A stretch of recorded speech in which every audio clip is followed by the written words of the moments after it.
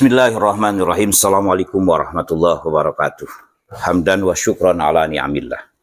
Wassalatu wassalamu ala rasulillah Sayyidina Muhammad ibn Abdillah wa ala alihi wasallam. Amma ba'd. Sahabatku sahabat Abah dimanapun berada. Kita melanjutkan dari kajian Fadilatil ilmi wal ulama dalam kitab Tanqihul Qaul, hadis yang keduanya. Waqala sareng nyarios Nabi sallallahu alaihi wasallam. Faqihun wahidun. Ari hiji ahli fikih. Ari ahli fikih sahiji. Mutawarriun anu apik tina paharaman.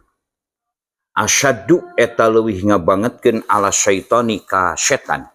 Min alfi abidin tibatan 1000 anu ibadah mujtahidin anu ati-ati anu nya-nya dina ibadahna jahilin anu bodoh wariin anu apik. Satu orang saja ahli fikih yang menjauhkan diri dari segala yang dilarang oleh Allah dan Rasulullah, setan akan takut terhadap dia. Setan tidak mampu menggodanya. Setan tidak mau, dan setan akan takut terhadap ahli fikih yang betul-betul mutawarri, yang menjauhkan diri dari segala yang dilarang oleh Allah. Daripada 1000 orang yang beribadah, yang hati-hati dan sungguh-sungguh ibadahnya, akan tetapi bodoh dalam ilmu ibadahnya. Meskipun orang ibadah itu menjauhkan diri dari segala paharaman dari Allah yang dilarang oleh Allah Rasulullah. Kenapa? Setan sangat takut terhadap satu orang ahli fikih daripada 1000 orang yang beribadah tapi ibadahnya bodoh.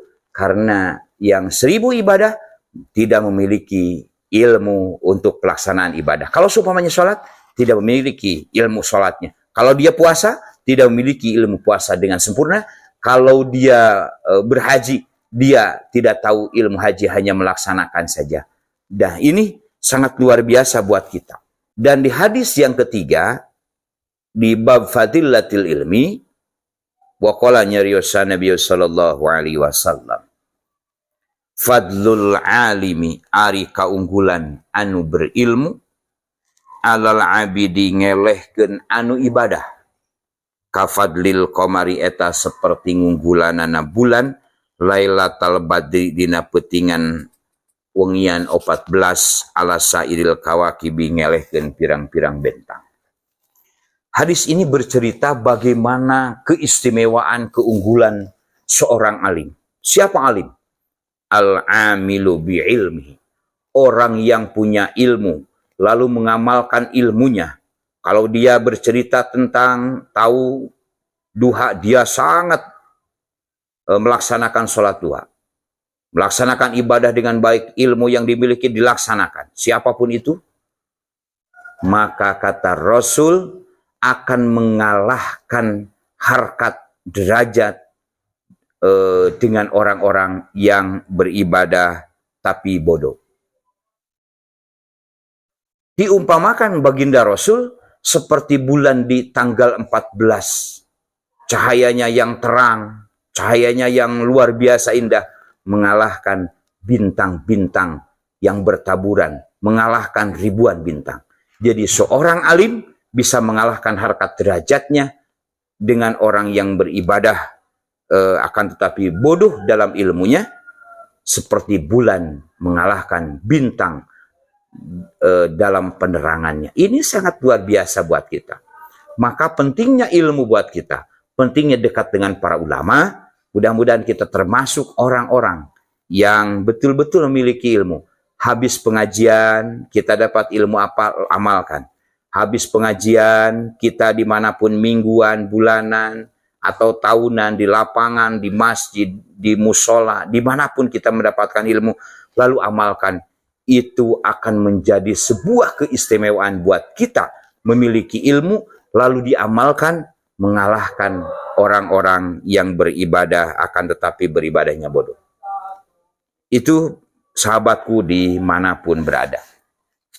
Selanjutnya di hadis keempat, waqala Nabi sallallahu alaihi wasallam, man sahajalma intaqala anu pindah siman liya ta'allama kana rek ngaji siman ilman kana hiji ilmu gufira tah bakal dihampura salau siman qabla ayyakh tua memeh ngalengkah siman. Hadis ini bercerita tentang orang-orang yang akan mencari ilmu. Kalau kita ke pesantren, kalau kita ke sekolah, kalau kita ke masjid, kalau kita ke mingguan, kalau kita ke bulanan, pengajian di lapangan. Kata Rasul, barang siapa yang melangkah, pindah satu tempat ke tempat yang lain, tujuan untuk mencari ilmu, maka sebelum kakinya melangkah, Allah Subhanahu wa Ta'ala akan mengampuni dosa-dosanya. Ini maksudnya dosa sagha'iruz dzunub, dosa-dosa kecil, dosa-dosa kepada Allah Subhanahu wa Ta'ala. Kalau dengan manusia itu hakul adami, jelas kita harus saling memaafkan, saling menghalalkan, saling meminta ridho. Ini mau melangkah baik masyian aurakiban, mau jalan kaki, mau pakai kendaraan, tujuan untuk mencari min ulumi syar'iyyati, dari ilmu agama, maka Allah akan mengampuni dosa. Dosa mana yang diampuni? Min dzanbihis shaghair, dari dosa-dosa kecil.